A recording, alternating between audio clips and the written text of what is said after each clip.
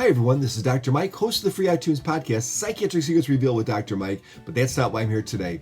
This is another Saving Savvy episode, and in this one I'm going to try to answer the question, can you replace your computer with an iPad in 2019? Now, I did this exact video in 2012 after Tim Cook announced that we were in the post-PC generation. And in 2012, I thought there were 6 reasons why you could not replace your personal computer with an iPad. And those reasons were, I have my little piece of paper here. 1, there was no flash. We don't need flash so much anymore. It's not really used. Number 2, it had a virtual keyboard, which made productivity difficult. Well, there are many keyboards for iPads nowadays, from ones made by Apple to good ones by Belkin to cheap ones that are made by Chinese companies. Certainly there's a keyboard for you. I also felt that connectivity was a problem. You couldn't plug a lot of stuff into it. Well, you can plug stuff into the iPad nowadays. You can plug in a microphone or a monitor or a keyboard or other things. Unfortunately, you still can't plug in a flash drive or an external drive.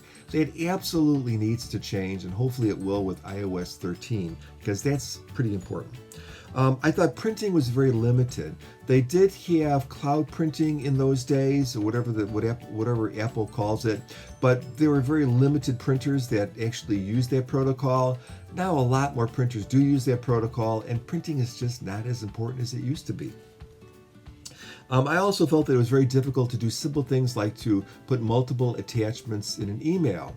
That's easier now, certainly not perfect, but much easier and more possible. And I felt that there was no file functionality, which was a huge drawback.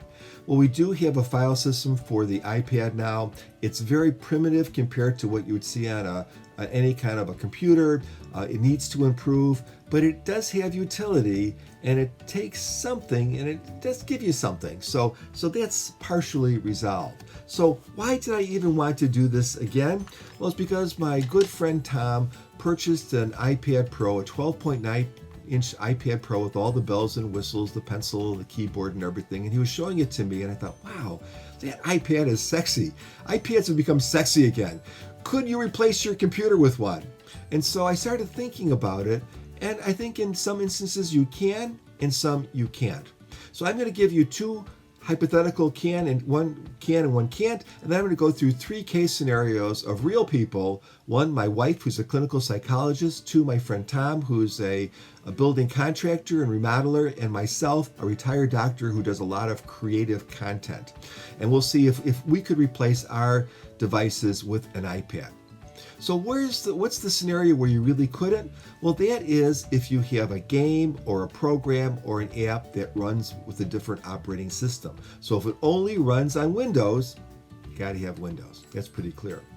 But where does it work for most people? Well, for the typical home user, I think that user really could just use an iPad. All the things that they need are now available on that device. Any kind of office type functionality, writing a school report, doing a budget in a spreadsheet, coming up with a presentation for school or for a club or something, no problem. Emails, text messages, video chat, no problem. Scheduling and sharing a calendar, no problem.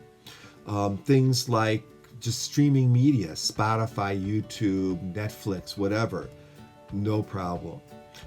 And so I think for the major things that most consume, and of course social media like Facebook, no problem. So the things that most people do on a regular basis can be easily accomplished on an iPad. And you have a small form factor with a beautiful screen. And I'm talking about an iPad probably with a keyboard of some sort. But you have everything that you need and great battery life. But what about 3 real life scenarios? So my wife is a clinical psychologist, and she very much needs a strong office suite. She's writing reports and notes. She's tracking all kind of data in spreadsheets. She does professional presentations. There are multiple suites that you can use, from the Microsoft Office suite to that really nice suite that Apple provides for free, to Google Docs and Google Sheets and all that sort of stuff. All that's available on the iPad. And in fact, the Google Suite system has really improved on the iPad, where before it had limited functionality. More recently, I looked at it, it has much more functionality than it did in the past. So it really is a viable option. Other things that she needs to do is that she needs to do her billing and bookkeeping. Well, she uses QuickBooks. QuickBooks is absolutely available in an app on the iPad. She does some faxing using a virtual fax machine. That's possible. She does some printing and scanning, and she needs to scan more than like a single document. Well, there are definitely ways to do that on regular printers and scanners nowadays with iPads. They do have apps for that kind of functionality. So she can do that. Of course, emails we talked about, all that's possible. And so generally speaking, everything that she needs to do, she can do on an iPad in a lighter, smaller form factor with great battery life. And really, the difference is trivial. There's the way you do it is slightly different, but all the things that she would have to do, there's really no extra workload. What about my friend Tom? So he specifically bought a brand new iPad Pro, 12.9 inch with 256 memory, keyboard, the little Apple Pencil and everything. So why did he do that? Because he really wanted to replace his office. Now, he is a contractor and a remodeler. So he needs to carry his office with him because he's always out on a job site or going to a job site or whatever. And in the recent past, he would carry a 15-inch MacBook Pro. Of course, his phone for phone calls, and to use the camera, though, he needs to use the camera quite a bit on that. He would also bring a big pad of paper and pencils and maybe a ruler. And then if he was going on a sales call, he would bring an old iPad so he could show the customer other bathrooms or other kitchens or whatever that he's done in the past, or maybe show them some ideas of some things that he's thinking about or that might fit into their particular situation. So he was carrying all this stuff on his back every time he left his house. Well, can he do the things that he did on an iPad, and can he do them better? And the answer is yes and yes. So all the things that my wife Julie has to do, he has to do for his particular business. But the other problem that he has, excuse me, my ear is scratching, my ear is itching, the other thing that he has to do or that he wants to do is to consolidate massive amounts of dissimilar data in one place. Why is that? Well, because yes, he might write up a quote in Quicken, or he might have a contract that needs to be signed and put in a place that he can access it. Or he has to bring in a spreadsheet or at least a link to a spreadsheet on costs and materials and labor and all that sort of stuff. He takes pictures of something and then he'll annotate those pictures, like put a light here, move this switch over there, that sort of stuff. He needs to bring that in there too. He needs to bring in proposals from cabinet makers and that sort of stuff and bids and all that, all in one spot. And he can do that on an iPad using an application called Notability. So Notability is an application written for students so they can take notes. They can take a picture of the blackboard. They can take and write on it. They can write notes just on the screen itself. They can type things. They can bring all sorts of data in. All of that is perfect for him to organize his life. And now he has a device that is much, much lighter than even one of his other devices in the past, that has great battery life, that has all the functionality plus additional functionality. Just think about the whole idea of he can now take his iPad, take a picture of a room, annotate right on the iPad in Notability with all of his other data. In the past, he'd have to take a picture with his iPhone, transfer that picture to his computer, maybe annotate it on the iPhone because it's pretty hard to annotate on the computer, although you can do it. It was a very cumbersome task that he could absolutely do on his iPad. So for my friend Tom, the iPad is actually a better solution than what he was currently using. Well, what about me? So I'm a retired doctor, very recently retired. In the past, there was definitely ways to do electronic medical records through an iPad, but that's the past. But I'm also a content creator. Could I do what I do on an iPad? Now, I did all of what I do on this iPad that I'm recording this video on.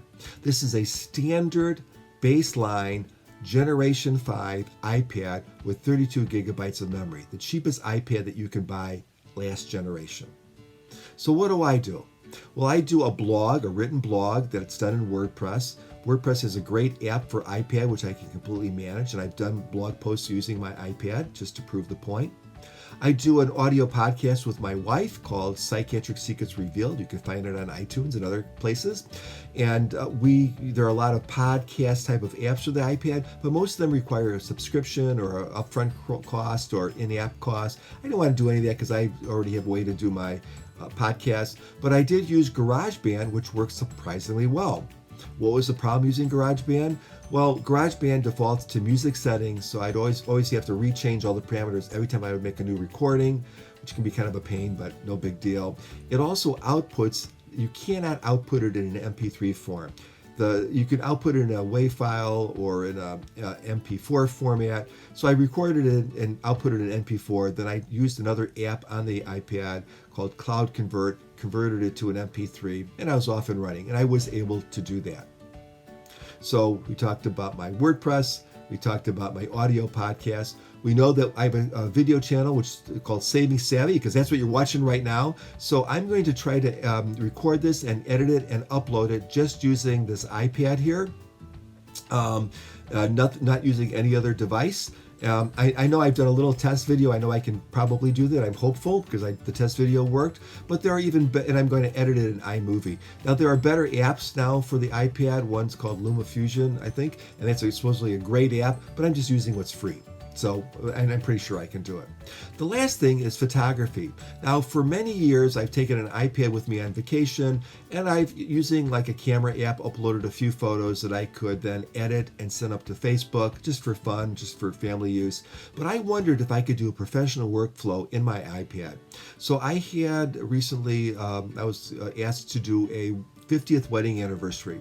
And this was like a mini wedding because it involved a church service and then a hotel reception with about 70 people. And of course I used a regular camera to take those pictures. I used a Canon 5D Mark III camera, but I wanted to see if I could use the iPad for everything else. And so I brought into the iPad over 700 photos. I was able to then edit those photos without Lightroom, which is with using other apps, so no Lightroom. Edit those photos, select the ones I wanted, and then when everything was all good and the way I wanted it to be, I was able to take those selected, edited photos and archive some into a drive, put some into a folder on in the cloud so my customer could access them and download them, and then create a photo book. I used an app called Snapfish because that's what I could find for the iPad. It actually worked very well. So they got a photo book of the event. They got all the pictures that they could post on social media or stick in their phone or whatever. And then, of course, I archived those photos. Now, that was a kind of a pain in the neck to do it. We definitely need better apps, and I did a whole video on that. It's so complicated. I did a video on that, which I'll link below if you're interested in that. But I was able to do it. Now, if I had a subscription to Adobe Lightroom, it probably would have been a lot easier, but I gave up my subscription to Adobe about a year and a half ago, and I don't really want to start it up again. So even in my case, with all this creative content, with a little modification and a little adjustment, and maybe not as much finesse, I've been able to do all the things that I do. So what's the difference? Why is this different? Well, of course, the hardware has gotten more sophisticated and faster. That's a little bit of an impact. The software, the iOS, has gotten better. It needs to definitely get better as far as the files application, and hopefully it's going to happen with iOS 13. But it has gotten better through the years. Apps have gotten better. Some things have gone away, like Flash. Other things have become more prominent, like the ability to print using the iOS protocols on your printer. So a bunch of things have conspired to make this possible. We live much more in a virtual world. We don't have to print as much stuff up. We can sign our contracts. In fact, I just signed a contract on my iPad the other day for some landscaping work that I'm having done. I just signed it and sent it back to them. We've become much more comfortable with those sorts of things. And the iPad offers a great advantage of being portable, having great battery life, and really functioning quite well. So I think, yes, in many cases it can, in some cases it can't, but that's the way it is with any operating system. I'm very anxious to see what iOS 13 brings. I really hope that it brings more functionality, like the ability to plug in a hard drive or a flash drive into your iPad and a much more robust file structure. If those things happen, I think that's going to be a game changer. I don't know why Apple is holding back on these things, but they need, if they want to keep this product viable, that's what they need to do. So if you get some time, please give my podcast a listen, Psychiatric Secrets Revealed. You can find it on iTunes or look at my blog, drmikekuna.com, drmikekuna.com, or, well, I don't know, whatever else I do. Anyways, have a great day, everyone. Bye-bye.